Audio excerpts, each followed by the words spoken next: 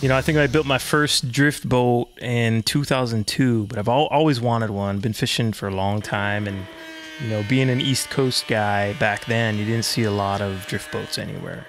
My dad and my granddad were both woodworkers. You know, I inherited all their tools and whatnot, and grew up around building things. So I bought a set of plans, bought a pile of wood, and just obsessed about it and got going. 2 or 3 months, I had a wooden drift boat. So that boat went to a buddy, and then another buddy wanted a boat, and then another buddy wanted a boat, and it kind of turned out where I would build myself a boat, and then my buddies would want a boat, so I'd cut them a really good deal on my used boat and build myself a new one, and just went on, and I think I'm up to 13 different boats, I think, is what I've built so far. They look great, awesome on the river and in the woods, you know. And the second part is they're a lot lighter. And they float a lot higher, so you can float the skinny water where guys in the fiberglass boats can't. And you know, I know there's a lot of new boats on the market now that you know, pride themselves as floating the skinny stuff too, and that's great. But I just never took an interest. You know, I could always build it, so I did it, and you know, that's how we got to where we are.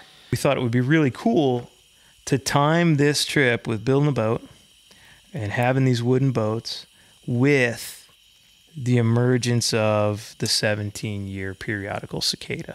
It happens once every 17 years somewhere. This thing is an East Coast thing. Fly fishers sometimes miss this thing, and if you're not looking for it and you're not ready for it, you're gonna miss it. This bug lives underground, and when it's the year of emergence, the 17th year, they crawl out of the ground at night. They crawl up this tree. They crack out of their shells. They sit there and they harden, and they morph into this winged insect. A couple bugs climb up in a tree, and they start making the sound. They mate, and they lay their eggs there. And they're really clumsy flyers. They buzz, they flutter their wings, they twitch, they try to get off the water, and man, that's just ringing the dinner bell.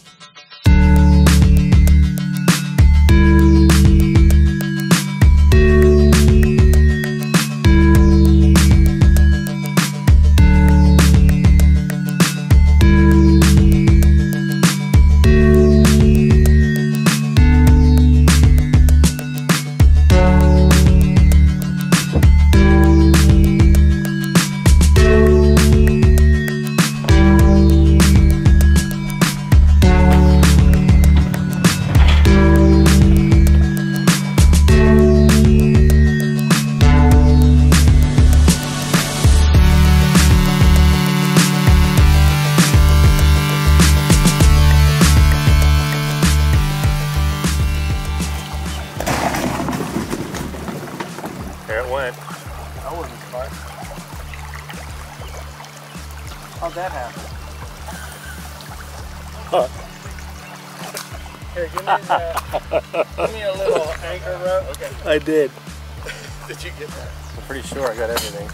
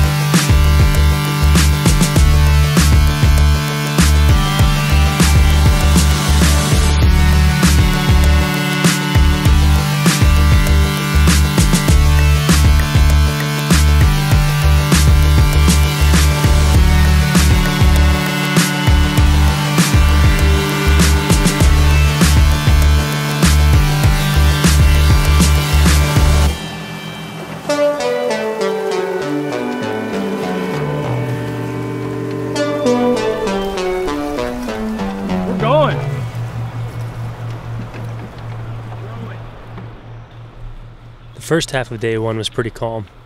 It was warm, it was full of action. After lunch, the water picked up.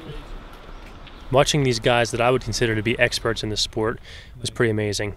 As a new fly fisherman, the way they would see a riser, call it out while rowing, and then direct the cast of the fisherman was awe-inspiring. You're sitting down. Look at the belly. You can see the lumps on them. And I was amazed at how comfortably these boats rode through the whitewater sections. They're really a gorgeous example of fine craftsmanship.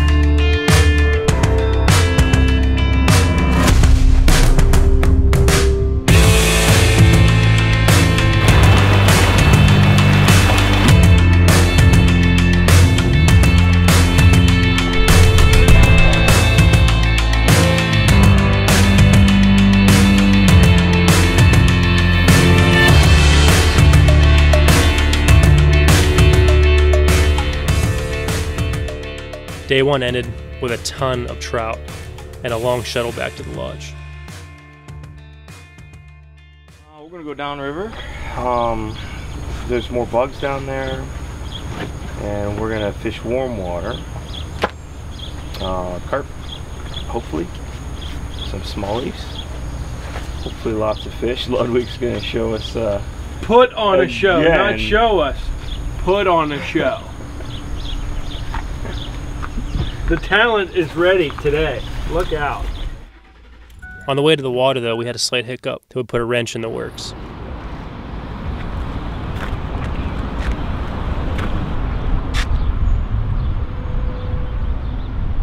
Are you all right? Yeah, I'm all right. Not very happy right now. Well, we were on a one-way, and I was making a left-hand turn. I was in the right side, switching over into left. Didn't see a guy flying in a truck.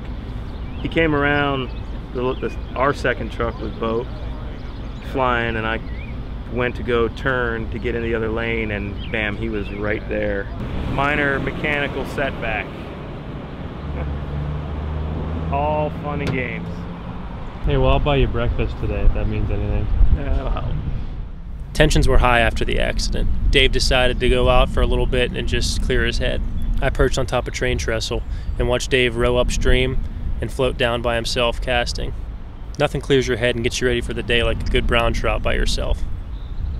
Dave and Bob made up after their spout earlier after the accident, and with cicadas screaming around the bend and the conditions were perfect, we knew this was going to be an epic float.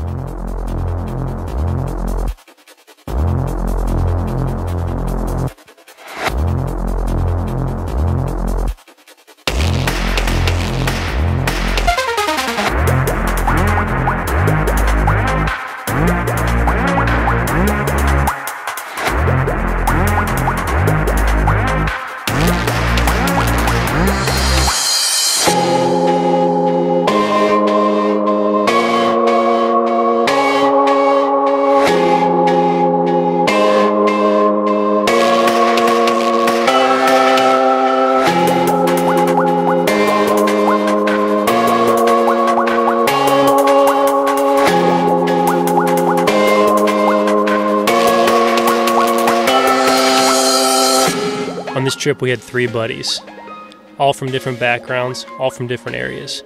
But when we got together on the water, we were like brothers. Being the new guy in the group and just basically the spectator while filming the entire time, I just grew to appreciate their bond they had. 3 different lifestyles all coming together with one goal in mind. It's a trap! Catch big fish, and catch as many big fish as you can while the cicadas were hot.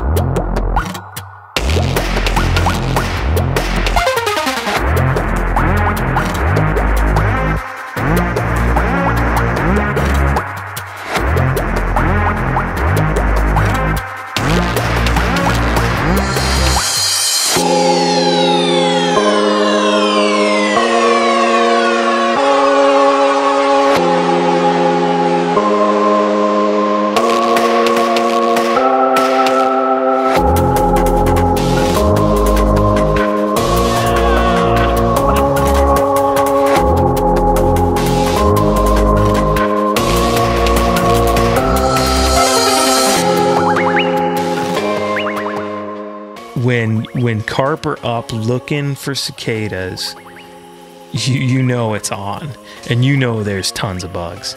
The funny thing is fly fishermen, you know, we match the hatch and we look for the hatch and we wait to see fish rise, but you don't do that with these.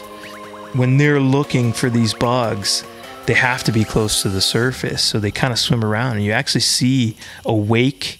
You see their dorsal fins out of the water. They can't see you when they raise their head up to get their mouth up on the water to eat these bugs. So what's really funny about them is you see a cicada floating down the river, and the carp sees it, and he swims downstream, and he gets below it and kind of lines up where that bug's going to float. And they stick their head up, and they kind of move it side to side with their mouth open, hoping that bug floats into their mouth. They feel it. They go down, they eat it.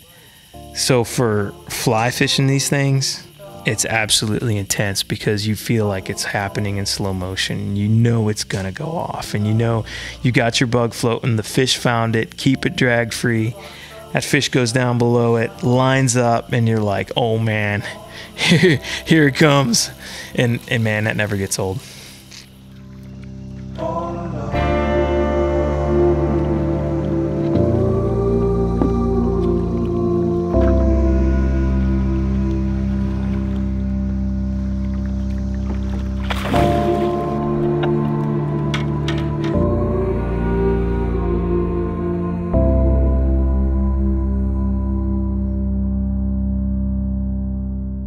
Destination fishing is cool, and I've done a ton of it.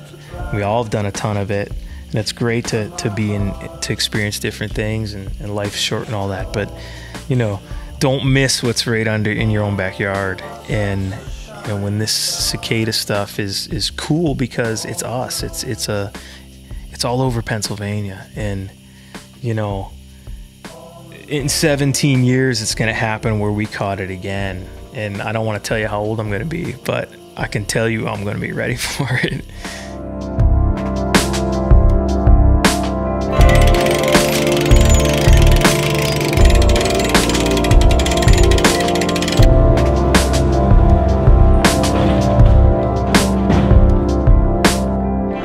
And though the trouble's in the dark, I will hold all the lights on you.